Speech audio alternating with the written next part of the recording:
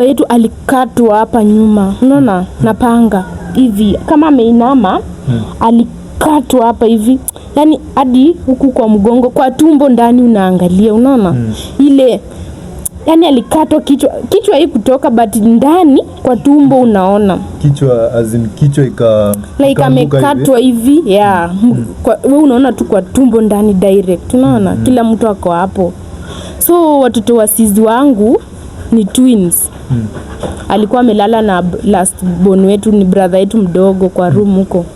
So after hao watu wameleta vurugu, wakapiga marisasi. Sasa baba yetu ashakatwa ako hapo. Watu wengine wakatoroka, wakaenda kwa ile nyumba brother yangu alikuwa na mtoto wa sizi wangu mmoja, boy ni msichana na kijana, twins. Sasa wakapata ule boy wetu last born na huyo mtoto wa sister yangu. Sasa wamelala, wakaamshwa. Then wakafunga maadhe mikono, wakamwambia aketi chini kwa ile room. Kama kawa, kama dawa. Niaje watu wangu wa power. It's the Kelly Show 254. Na kama huko umesubscribe there before, make sure umesubscribe, like and share. Yeah, that's the support that I need from you people. So leo tuko na story fulani hapa, tuko na mrembo fulani hapa, dada yetu amekuja kutuelezea. Ushaiacha siku ya harusi yako. Tusema harusi ni kesho, leo umeacha. Unasikia aje? Utasikia aje? Ni kitu kingine at breaking sana. So amekuja na ni uchungu sana, ni uchungu. So amekuja tupatie story yake, atuambie venye ilimpata hiyo situation ilimpata. Ni aje mrembo? Niko poa. Siku yako ilikuwa aje? Imekuwa aje? Siku yangu iko poa, maybe wewe? Pia mimi niko salama alhamdulillah. So nashukuru tu Mungu. Yeah. So mtu ambie unatokea wapi? First, mimi naitwa Brenda. Natoka Kitale, side za Endebess. Leo sasa nimeamua kutoa, nimebeba miaka ngapi? 2, nimeamua acha leo nitoe. Hebu tuambie yenye umebeba hii miaka yote. Ni mingi sana, ni mingi sana.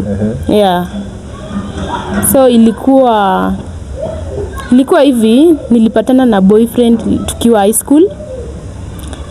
Alikuwa anatoka side za Nakuru, mimi natoka Kitale. Tulipatana shule.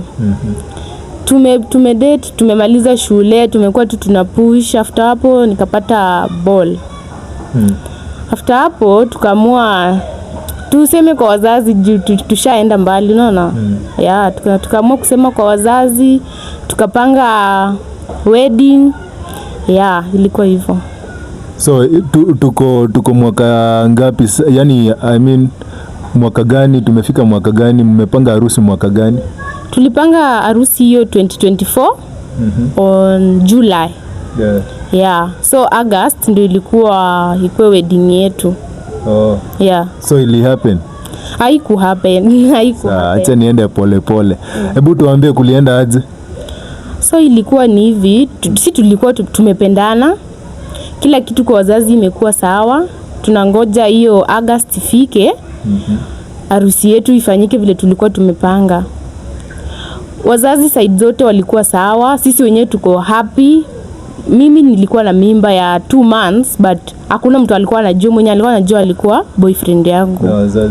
Wazazi hawako wanajua. Hiyo mimba ndio ilisababisha sisi tupange hiyo harusi. Hiyo ndio ilisababisha sisi tupange hiyo harusi kwa haraka. Ndo at least mpate mtoto ndani ya ndoa. So ilikuwa on Thursday hiyo August. Friday ni wedding yetu. Kati ya familia yetu, baba yangu na brother wake walikuwa na issues za shamba, hii mipaka, kusongesha mipaka kwa kahawa. So kuna kahawa babu sijui aliweka hapo hivyo, mpaka ya baba ya chini, ya baba mwingine ya juu. Baadao walibishana juu ya hiyo mpaka. So hiyo siku ya wedding walikuwa wamegombana like tuseme kama jana. Hii wiki mzima wamekuwa wakibishana but tu kujua itakuwa serious. Tuka-ignore, tukapanga wedding. Siku sasa jioni, kesho ni wedding. Leo watu wanapika jioni, maandalizi ilikuwa inafanyika jioni, like ilikuwa saa 6 ya usiku. Tunapika, kuna wale watu tofauti. So kumbe huyu baba wetu mwingine alikuwa ameleta goons, unaona. hao watu vile walikuja wamebeba marisasi, panga nini, walikujanga walidestroy kila kitu home.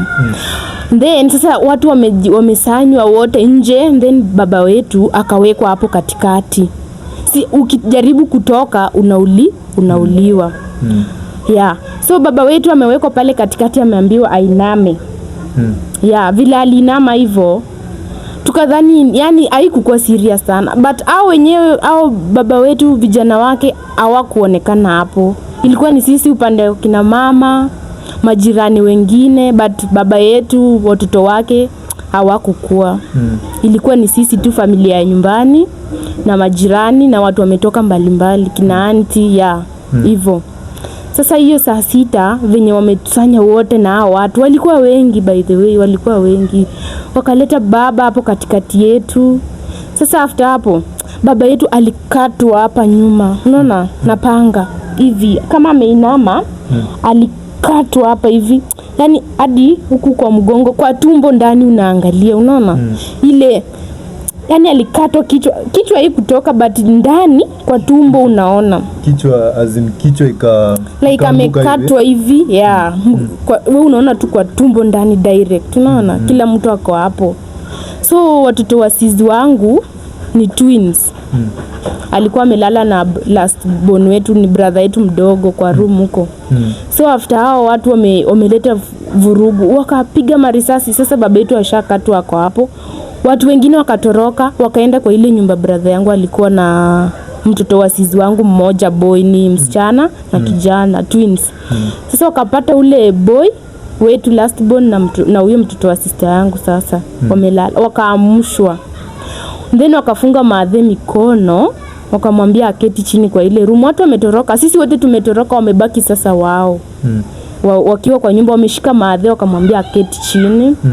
Maadhe ameketi, amefungwa. Sasa akachukuliwa na ule msichana sasa wasizi yangu, kijana na ako na brother yangu, then msichana ako na maadhe hapa, akawekwa hapa. Msichana wake alikatwa hivi, but alikatwa hivi akafaint, unaona. Mama yangu hakufanyiwa anything. Then sasa ule brother yangu alikatwa, yani akakatwa shingo. Mtoto ya sizi yangu pia akakatwa. So wakaambia mama yangu, chukua blanketi funike watoto wako. Yeah. Mama yangu hadi ameishiwa nguvu, alipigwa kidogo but yeye hakukatwa. Sasa mtoto wa sizi wangu msichana yuko hapa amefaint but yeye hakukufa. Brother yangu na mtoto wa sizi yangu ule sasa twin brother wa huyu wameuawa pale. And then wakaambia madhe sasa ule kijana aliuliwa, msichana amekatwa but hakukufa, alikatwa hii side hivi. Huyo akafaint. Kijana alikufa na brother yangu mdogo. Then baba ako nje ashakatwa, unaona amekufa. Yeah. So sisi wengine tumetoroka, tulirudingi kama unajua maskari hata walikujanga asubuhi. Yeah, walikujanga kitu 5. Hata sisi hatukuwa hapo. Mimi hata nilikuwa nimevaa tu ile nini, sijavaa hata nguo, unaona. Yeah. Sasa watu wote wametoroka, baba yangu ako hapo, maadhe amefungiwa kwa nyumba, ameketi akiona watoto wetu wadogo. Brother yangu last born na mtoto wa sis au wamelala pale chini. Maadhe amewekwa, huyo amefaint, yani amebleed usiku yote. Yeah. Sasa after maskari walikuja, wanachukua baba yetu akipelekwa mochari, brother yangu, mtoto wa sizi yangu anapelekwa mochari. Huyu sasa akapelekwa hospitali msichana. Huyo na apart from kuua, waliharibu kitu gani? Ulisema waliharibu vitu, waliharibu, unaweza taka kujua waliharibu nini? Ng'ombe za baba yangu walizikata miguu zote.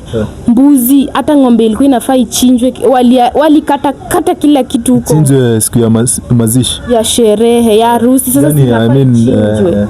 Au wakakata store ya mahindi kachomwa ikawaka moto. Na already ulikuwa umelipiwa mahari ama ilikuwa? Yeah, nilikuwa nishalipiwa mahari. Yeah. Ilikuwa in terms of money ama ilikuwa in terms of mifugo? Ilikuwa mifugo kawaida. Yeah. So pia ilikuwa hapo ndani? Yeah, ilikuwa hapo ya baba yangu ya kitambo, ilikuwa hapo ya brothers wangu, zilikuwa hapo, walizikata tu miguu. Ng'ombe iko hawakuiba chochote, hawakuiba chochote. kitu yote. Hawakuiba chochote. Yeah. Walizikatakata miguu, yani hadi kuna mbuzi zilikuanga na mimba wakazikatakata hadi unaona watoto wako nje. Ng'ombe, unaona ng'ombe tu analia, ana miguu hawezi simama. Lakini hawakuiba chochote. Ile chakula yenye ilikuwa ishapikwa kama mandazi nini, hiyo ilikuwa tu imebaki hapo, unaona? Hizo zilibaki hapo, hata hakuna mtu alikula. Hakuna. Na nikawa walikuwa wengi sana. Walikuwa wengi, na si ati walikuja na gari ama nini. Uko home gari haiendi, ni mawe Hapo ni wapi? Hapo ni wapi specific? Huko Mount Elgon kwa milima huko. Yeah. So ng'ombe nini gari haiwezi enda huko. Maybe nduthi na itakuwa umeng'ang'ana ndio iende huko. Yeah. Walikuja tu wamezingira boma hivi. Sasa wakati hata madha akisema anakuambia brother yenu alikuwa anasema si unisamee, Mungu pia atakusamea. Sasa brother yangu anaambia kumbe ule mjamaa mmoja walikuwa wanacheza ball mchana wote. Sasa akamwambia Edu bwana, si unisamee hata Mungu atakusamea. Si tumekuwa tukicheza ball wote pamoja na hatujakuwa na shida. Ukinisamea hata Mungu atakusamea. Brother yangu akaingia chini ya kitanda, alimvuruta na akamkata. Alimkatakata before sasa amtoe shingo, alikuwa amemkatakata, amemtesa, na madhe ameketi. Madhe hawezi simama, hawezi ongea juu kuna hao wamemshika. Yeah. Hadi venye hao walikufa wakaambia madhe wafunike watoto wako. Sasa walidhani pia huyu amekufa akawekwa pale wakakuwa watatu. But madhe alikuwa anaona huyu mtu hajakufa, unaona? Sasa yeye akaokolewa akaenda hosi. Yeah, yeye alienda hosi. Madhe pia akapelekwa hosi. Yeye hakuwa amefanywa chochote but alienda tu hosi kuangaliliwa tu. Yeah, sisi wengine tulikuwa tumetoroka, tulikujanga kwa boma like saa 3 ya asubuhi. Ya asubuhi. So venye mlirudi kwa boma asubuhi, unajua kuna wageni wengine wanaendelea kuja. Yeah, wenye walijua ni harusi. So walipokelea aje? Unaona juu sasa marisasi zilipiga usiku. Ile watu kushtuka kwa village mzima. Yaani unajua kwetu ni mlima and then mabonde mlima. Sasa watu wote wanajisanya wakuje kuona ni nini ile happen kwa hii boma usiku. Juu huwezi toka mchana, hiyo usiku na giza. Kumekuwa na majambazi, unasikia wameua watu huku, unasikia wameua. Sasa huwezi enda hiyo usiku, hata wewe unaweza patana na yako, unaona? Yeah. So hawa sasa wanakuja mchana kuona. Sasa Saidi kwa kina boyfriend yangu juu hao wanatoka Nakuru. Au si walikuwa wamejipanga wanakuja. Sasa hiyo walikuwa hata wanakuja hiyo usiku saa 8 ya usiku, wafike kwetu mapema kama saa 3 wako wamefika juu wanatoka Nakuru. Na hata watu wa kutoka kijiji ya boyfriend wako walikuwa wanajua boyfriend wako anafunga harusi. Yeah, ni kitu walikuwa wanajua. Yeah, si hao lazima wakuwe na wageni wao wenye wanasindikiza au kijana akuje home. Yeah. Walikuwa wanajua. Walikuwa wanatoka huko saa 8 ya usiku Nakuru, ndio wakuje wafike kama saa 5, saa 3 hapo nyumbani. Sasa ndio kila kitu iendelee venye tulikuwa tumepanga. So time mliwapigia simu maybe kuambia ime happen, this what has happened na hii ndo ime happen, walichukulia aje? Unajua sasa mimi ndio nilikuwa kwanza kupigia boyfriend yangu kumwambia vitu ime happen home. Hakuna mtu mwingine mwenye angepiga. Mimi nilikuwa kwanza kumpigia kumuelezea vinye huku imetokea. Mimi hata sikujua baba yangu amekufa. Mimi sikumwambia baba yangu amekufa, sikumwambia watoto wa mtoto wetu last born amekufa, mtoto wa sizi wangu mwingine amekufa, sikumwambia juu mimi nilitoroka. Hiyo kurudi kama watu wamekuja ndio nilikuja nikagundua hao wamekufa. Mimi nilikuwa najua tu wako hai. Mimi niliwaambia tu home kumeharibika. Juu hata hao walikuwa wanajua huko home na hii kwa kwetu ya kwanza. Kuna boma wengine walikuwa wamekatwa huko. Sasa unashangaa ni nini? Like wanakuja wanachukua vitu vyako, wanakuua na wanaenda, unaona? Hata wasipochukua vitu zako wana make sure tu wamekuua. Hiyo tu. And kitu kingine nilitaka kujua, brother yako, umesema brother yako, mnashuku brother yako ndo alifanya hii maneno juu ya shamba. Alisema aje? Alielezea aje? Ni brother ya baba yangu, si brother ya baba yangu. Juu aliambia brother wetu sasa mkubwa, nyinyi mmesongesha mpaka mumenishinda sasa akili. Nyinyi kitu mtafanya, mimi na nyinyi tutaonana baadaye, unaona? Tutaonana baadaye. Sasa tukachukulia ni ile kama kawaida, maybe ataenda kukunywa pombe ya kuja atutusi ni kama kawaida tu. Na ni ukweli babaka alikuwa anasongesha? Hapana, hiyo ni kahawa imemea, huwezi ng'oa kahawa na upande, unaona? Hakuna venye unaweza ng'oa kahawa then upande. Ni kahawa kubwa. Sasa kuna ilikuanga hapo tu tangu kitambo babu akiwagawia shamba, hiyo kahawa ilikuwa. So maybe hiyo kusema nyetu wanasongesha, kuna ile mtende unaweka kidogo tu hivi, si kubwa kama ile kahawa. Hiyo ndio ilileta issue. Ikaleta hiyo maafa yao watu wote. Ilikuwa ni kusongesha sijui mpaka. Hiyo ndio ilisababishia hapo. Sasa hao watu wa huko walikuja kwa kina boyfriend wangu, walikuja. Mimi nimemwambia boyfriend wangu imeenda hivi na hivi. Wakafika wakiwa wamevalia suti kabisa. Venye walikuwa tu wanajipanga wakuje sherehe. Walikuja tu hivyo. Wakafika wakapata ni vilio. Yaani hata hakuna mtu anawakaribisha juu sasa nani atakukaribisha wakati watu wanalia? Baba yangu mwenye anafaa kukaribisha hao watu, kukaribisha wakwe wake, yeye mwenyewe hayuko, haezi wakaribisha. Mama yuko hosi. Sasa sisi tumebaki tu mashangazi, kina madhe wengine, majirani, marafiki zangu. Unaona? Tumebaki sasa sisi hatuwezi fanya kitu. Hadi marafiki zangu wenye walikuwa wanatoka mbali hawakulala. Na hata walienda wakiendanga. Wajaiona kitu kama hiyo ikihappen. Wajawaiona. Ilikuwa ya kwanza. Hao wakiona. Venye walitoka huko. Hivyo ndio walienda. Au kuhudhuria hata mazishi ya... Waliogopa. Ile marisasi ilikuwa inakanyagwa hapo, hawange kubali hata kurudi. Hawakurudi. Walienda. Na niliwaelewa juu umeita watu wakuje sherehe, then wanakuja wanasikia mlio wa risasi kila kona.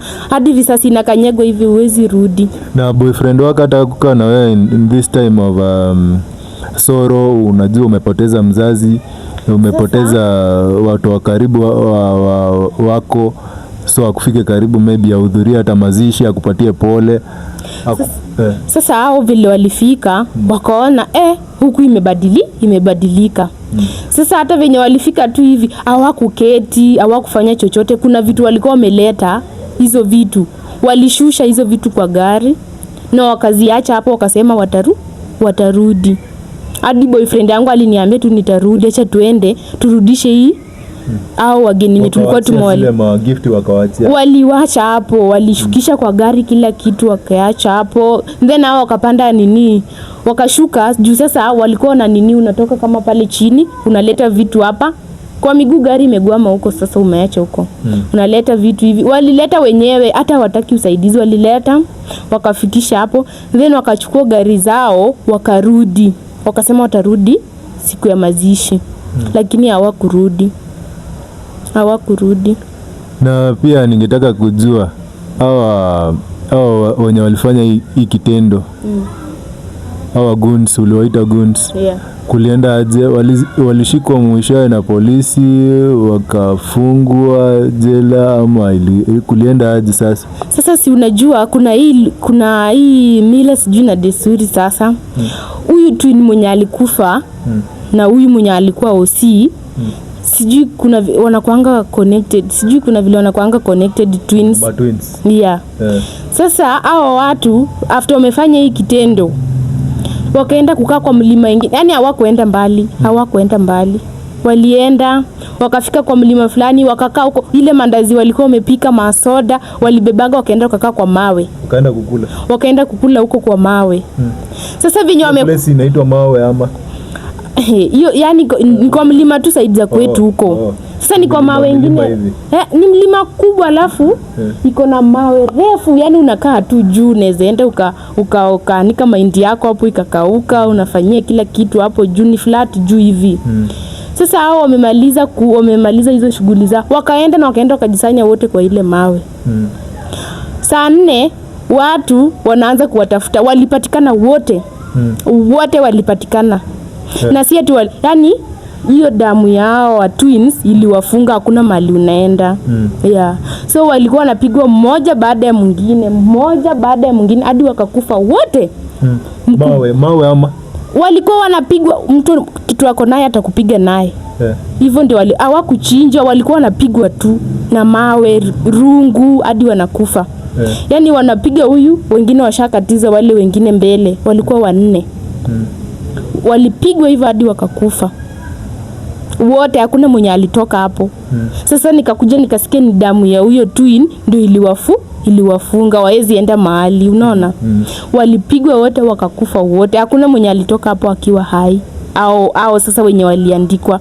But ule baba yangu pia yeye alikaaga, alikuanga na ugonjwa ya sukari. Hakukaa sana akapass. So wenye wako ni watoto wake tu. Yeah, but yeye mwenyewe alipass. Huyo anko yako? Yeah. So after hao watu wameuliwa, hao goons wameuliwa. So nyinyi na kijiji mlipanga aje about mazishi nini? Yeah, sasa si hao washauliwa. Hao wamepelekwa mochari, wakati hao wengine walitangulia mochari. Baba yangu, huyo mtoto wa sister yangu na brother yangu, hao wameshapelekwa. Hao sasa si wakapigwa, hao walipelekwa mochari nyingine ama sijui ilikuwa aje. Yeah. Sasa sisi huku sherehe ikabaki hapo, kila kitu ikabaki hapo. Sasa sisi tukaingia kwa mazishi. Mazishi sasa ikaendelea. Sisi tukingojea wale wakuje mazishi kwa kina boyfriend. Tukiwapigia simu tumepanga mazishi itakuwa lini, but hata hawakurespondingi simu yetu. Mimi niko na ile stress, ingekuwa wedding yangu, lakini baba ametuacha, bro ametuacha. Then huyu boyfriend yangu tena amenitoka ashiki simu. Na hapo uko na mimba? Niko na mimba ya 2 months. Hapo hivyo hakuna mtu anajua juu ilikuwa ni siri yangu na yeye. Ilikuwa ni siri yangu na yeye. Sasa hapa nikijaribu kuwapigia, nikipigia madhe wake hawashiki, tukipigia namba ingine. So nikatumianga simu ya cousin wangu dem kumtext. Akaniambia sisi tumalize mazishi au watakuja after mazishi. Watakuja walete pole yao after sisi tukimaliza. Nikamwambia aje na ni mzazi wangu ndio amepasa, alafu utakuja wakati mazishi imeisha. Si ungekuja hata mazishi ya dad. Akaniambia sawa, mimi nitakwambia. So kwenda kupiga tena simu hiyo mara ingine ashiki, nikimtext ana blue tick tu, unaona. Arudishi. Sasa yangu mimi ameniblock, natumia ya ule kazini yangu. Kwenda tena kutext ya kazini yangu ameshamblock tena. Nikijaribu kupigana na nilipiganga by then na simu karibu 20. So unaona watu wako kwa mazishi. Sasa naomba tu mtu yeyote hapa ananipea, nikipiga awashiki, nikipiga awashiki. Mimi nikaona acha kwanza tumalizane na mazishi ya dad, alafu tutajua what next, unaona. Tumemaliza sasa mazishi. Nikamwambia si mazishi imeisha, sasa mnaweza kuja. Wakaniambia familia yenu na familia yetu hatuwezi kuwa kitu kimoja. Hao hawataki masuara kwa familia yao, unaona. Mimi nijue venye kama naweza toa hiyo mimba ama naweza lea peke yangu, but nisimwekee huyo mtoto ni wake. Mimi nijue venye naweza lea mtoto na nijue venye naweza endelea kimaisha. Yeye anaweza pata, yeye alikuanga by then sijui ati girlfriend yupi. Unajua hao wakale ati familia sijui yako inakutafutia girlfriend sijui nini. Akisema mimi naweza oa sijui nani juu hata familia yangu ilikuwa inataka nimuoe. Nikamwambia aje sasa tumepanga hadi wedding, niko na mimba, utaniacha aje? Akaniambia juu yeye familia yake imekataa na yeye atafuata kitu familia yake inamwambia. So ilikuwa ni hivyo. Mimi nikakaa hasa tukakuanga tunakaa na maadhe peke yake. Maadhe naye hakukuwa anajituma, kila kitu alikuwa anategemea baba, unaona. Baba mwenyewe hayuko. Ng'ombe yenyewe tulikuwa tunakama maziwa hata tuuze maybe tununue kitu ilikatwa. Mbuzi nyakune tunaweza uza tununue kitu hakuna. Maisha ikakaa ngumu kabisa, ikakaa ngumu. Ikafikanga Disemba, mimba sasa imekuwa kubwa. Najaribu kumtafuta apatikani. Sasa mimi wakati mama yangu alikuja akajua niko na mimba, aliniambia sasa sisi kama uko na mimba itabidi umezaa. Unaona? Itabidi umezaa. In case ukikubali wakusaidie ni sawa. Wakikataa tutajua venye tutafanya. Ikakuwa hivyo tu. Sasa hao wajashika simu mpaka saa hii. Mimi hata nikijaribu kumsahau, unaweza taka kusahau mtu lakini wakati unaona mtoto Hauwezi sahau. Unamkumbuka. Unamkumbuka. Aje yeye atataka kuona mtoto ama ushaijaribu ku reach out? Nimempigia hata akaniblock kila mahali Facebook, ni kama akatoka. Mtumia picha ya mtoto, maybe anaweza ona mtoto aamue ku change mind. Huwezi mtumia picha na kila mahali amekublock, unaona? Hadi Facebook yenye ulikuwa unajua haiko, hata ukisearch ili hakuna. Ukisearch haipatikani. Ulikuwa unajua kwa right? Si ungeenda hadi huko? Huwezi enda kwa kina mimi nikwambia nishaitumia sizi wake picha ya mtoto sasa.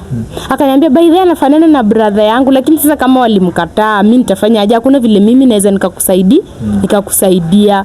Unaona? Mimi niliambia hakuna vile anaweza nisaidia. Brother yake mwenyewe amekataa mtoto wake. Yeye atakubali mtoto kama nani? Yeah, akakataa. Pole sana. So mimi nimebaki tu na mtoto, sasa ako 1.5 years. Yeah, karibu anataka tu. But baba ya mtoto hayuko. Ni kibarua tu utafanya upate. Uko na hopes siku moja maybe mtareunite na baba mtoto na mtakuwa sawa na maybe mtafunga ndoa venye mlikuwa mmeplan kufunga ndoa, because already mali hata ilikuwa ishalipwa. Uko na plan gani ama una plan kutafuta mtu mwingine? What are your plans? Juu sasa yeye mwenyewe hataki stories zangu. Walileta mahari kwetu sikatai.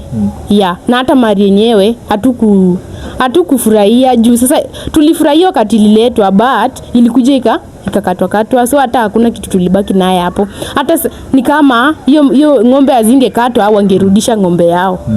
Wangekuja warudishe ng'ombe yao. Kama ingekatwa maybe wangekujia ng'ombe zao. Juu sasa kama mtu anatenga damu yake, hata nyanya yake hizi anasema sasa, si unajua sijui yeye anafuata kitu wazazi wanamwambia. Wazazi hawako ready na mtoto. Wazazi hawako tu tayari kukaa karibu yetu juu ni kama familia yetu. After wameona hizo vitu ilitendeka, wakadhania familia yetu iko na masuara, so tuwezi ingiza masuara kwa familia yao tena. Ushajaribu ku move on? Nakwambia hata ukijaribu ku move on na uko na mtoto, unaona? Lakini ile ya kujaribu like nimejaribu. Lakini sasa una move on mtoto. Unajua hata sasa niseme nitafute mwanaume mwingine, kupata mwanaume utapata na akupendi bado na wewe umpendi, ama hata anakupenda na wewe umpendi. Wewe unataka ule mtu. Lakini ule mtu tayari ako na bibi, maybe ako na watoto wengine ama ako na mtoto mwingine. So unaona uwezi enda ukaingilia. Lakini Brenda utakaa hivyo milele. Sitakaa. Mtu arudi, you should have a plan B. Unajua hata akirudi na familia yake initaki. Haita make sense. So saa hii una plan aje? Unaona aje? Unaomba tu arudi back ama unaomba move on ama unaomba upate mtu mwingine? What are your plans? Naomba nipate mtu mwingine mwenye anaweza nikubali na mtoto wangu. Very nice. Tuma application. Kama una watch tuma application. Mimi sasa naweza taka nipate mtu mwingine, niendelee na maisha yangu. Hata nataka mtu mwenye anaweza nifanye nimsahau, unaona? Mwenye anaweza nipenda tu hadi nikamsahau ule jamaa. So kama hata niko na mtoto wake, naweza endelea vizuri. Kazi nikipata ni ngangane juu ya mtoi. Nikijua niko peke yangu. Nafaa kusaidia mtoi aende. So najua ni mwaka 1.5 tena imebaki aende shule. Naweza taka kazi. Nifanye kazi nimshughulikie mtoi juu hata by next year hivi huko mwisho anaanza kuenda shule. Sasa by the way unaweza patiana namba yako, mwenye anasikia akona kazi anaweza kupatia. Mwenye anaweza feel kusupport pia anaweza kusupport. Namba yangu utawekea hapo namba yangu. Namba yake. Ndio, sidhani kama niko na swali lingine. Thanks kwa kushare. Imekutoka sasa? Hope nikienda kulala leo najua nitakuwa sawa. Sawa. Anyway, umesikia story ndio hiyo. Very touching sana. Ingekuwa ni wewe, ungefanya nini by the way? Unaweza niambia hapo kwa comment section. You can share. Na pia ukitaka kushare story kuna email iko kwa mabaya, unaweza share story yako. And remember, this is the Kelly Show 254, a show that keeps you entertained, informed, and also make sure you subscribe. Stay tuned.